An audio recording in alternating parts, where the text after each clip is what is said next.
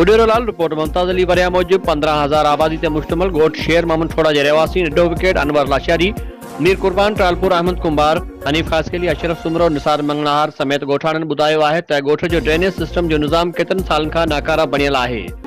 गोठ जो गंदे पानी जे टिन खडनि ऐं डिस्पोजल बाअसर माण्हुनि कब्ज़ा करे माल जा वाड़ा क़ाइम करे वरिता आहिनि। गंदे पानी जे निकाल जो निज़ाम नाकारा हुजण करे गोठ जूं घटियूं गंदे पानी जो ॾेख ॾेई रहियूं आहिनि।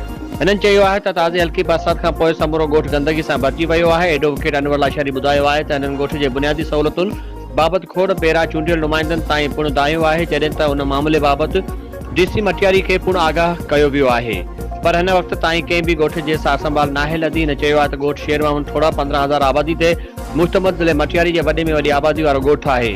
हितां जा गोठाणा सदाईं हाला जे मखतूबनि खे वोट कंदा पिया अचनि। हर महीने यूसी शेर मोहम्मद थोड़ा खे 5 लख रुपया बजट मिले थी। उन खां अलावा स्पेशल ग्रांट अलॻि मिले थो। जे बावजूद भी गोठ शेर मोहम्मद थोड़ा जी वॾी आबादी खे का भी बुनियादी सहूलियत मुहैया न आहे। हिननि चयो आहे त 6 महीननि खां गोठ जी लाइट कटियल आहे। बिजली न हुजण करे गोठ जे मस्जिदुनि में वुज़ू लाइ पानी कोन्हे।